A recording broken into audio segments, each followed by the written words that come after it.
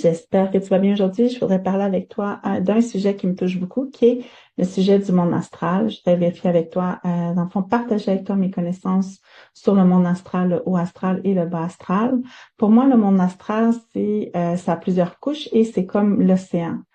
Vous avez des poissons qui aiment vivre, des êtres marins qui aiment vivre au-dessus de l'océan, donc où c'est très lumineux, où qu'on voit les rayons de soleil. Et vous avez un endroit aussi, à des endroits où que les poissons ou autres mammifères de l'océan préfèrent vivre, quant à eux, dans les endroits plus denses, plus ou dans le fond de l'océan, où c'est beaucoup plus dense et beaucoup plus sombre. Donc, selon moi, le haut astral et le bas astral est très bien représenté par la biosphère de l'océan, la façon que ça fonctionne.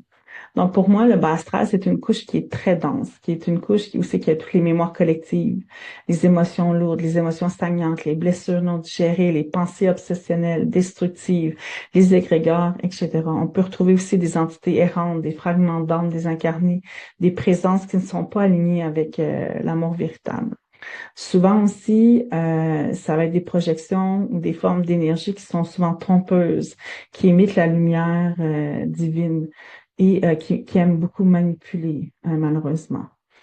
Quand on s'y connecte, souvent on va se sentir instable, vide, influencé ou prise. Il y a d'autres gens aussi qui ne ressentent pas ça puisqu'ils sont à l'aise à travailler dans cette forme d'énergie-là. Je pense que c'est propre à chacun, c'est à chacun de choisir sa préférence, tout comme les poissons dans l'océan.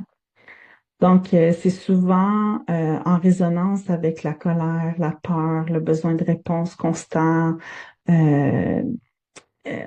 souvent, quand on va dans ces énergies-là, on n'est pas vraiment centré, on est un peu déconnecté de la Terre. Donc, c'est juste de faire attention. Je voudrais regarder avec vous, dans le fond, c'est quoi le rôle du bas astral? Parce que il y a un rôle, puis c'est important quand même. Donc, le bas astral, son rôle, c'est vraiment d'être un miroir de l'inconscient collectif. Donc, c'est de rendre visibles les énergies qui doivent être libérées. Il met en lumière nos attachements, nos peurs, nos blessures non digérées, nos failles de protection, etc. C'est une zone où qu'on doit transmuter l'énergie. C'est un lieu qui est quand même, dans le fond, qu'il faut purifier, qui nous force à nous confronter à nous-mêmes face à nos blessures.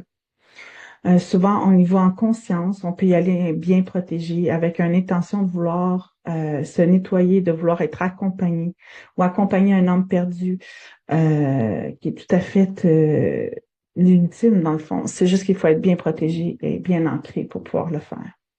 Mais souvent, c'est un labyrinthe d'énergie et ça peut être difficile à long terme d'avoir une clarté intérieure à force d'aller jouer dans le fond dans ces ondes-là.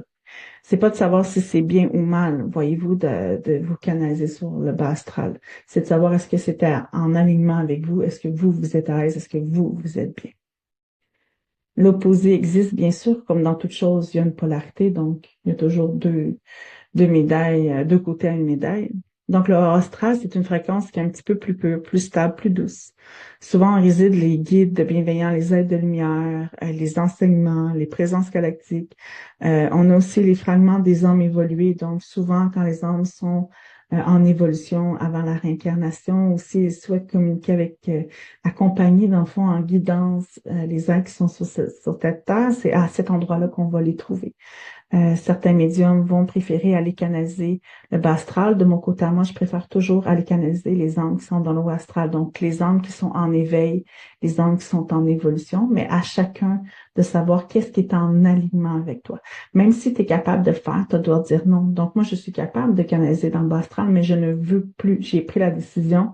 Ça ne m'intéresse plus. Donc, pour ma part, j'ai fait un choix. Mais je crois que c'est à chacun de faire son propre choix tant que c'est en alignement avec vous, voyez-vous. C'est aussi un endroit, comme je vous dis, où on peut justement...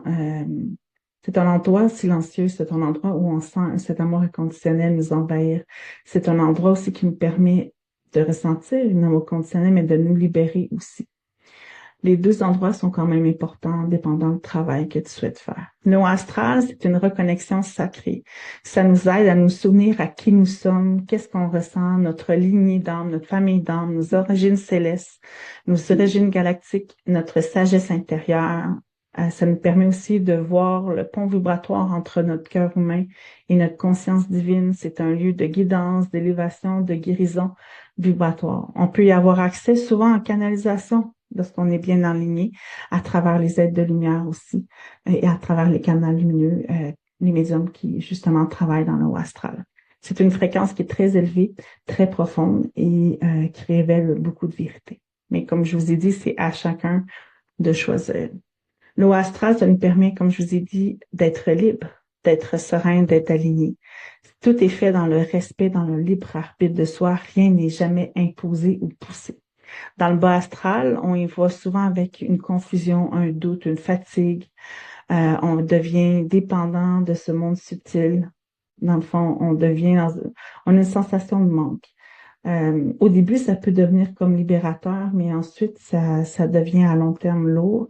Il n'y a pas de temps que je peux vous dire que ça vous prend tant de temps d'aller là, non. Je pense que c'est propre à chacun, propre à l'évolution de chacun.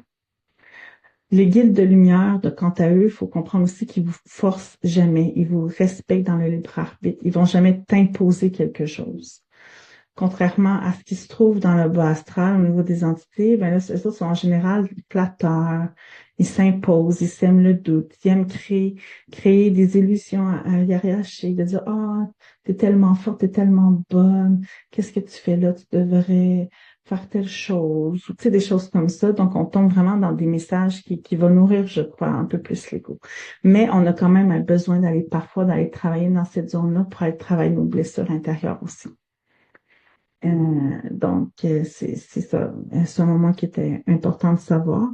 Je pense que c'est important aussi de savoir que les mondes astrales ne sont ni bons ni mauvais. Tu sais, ils sont le reflet, le miroir vibratoire de qui nous sommes.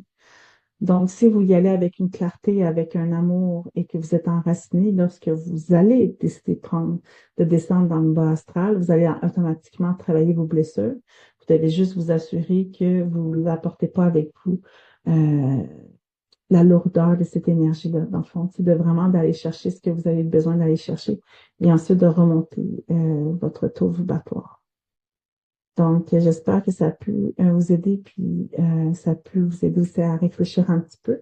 Donc, je vous souhaite une belle journée et n'oubliez pas, c'est un partage de connaissances, donc je n'ai pas la science infuse, c'est un simple partage par expérience. Bye!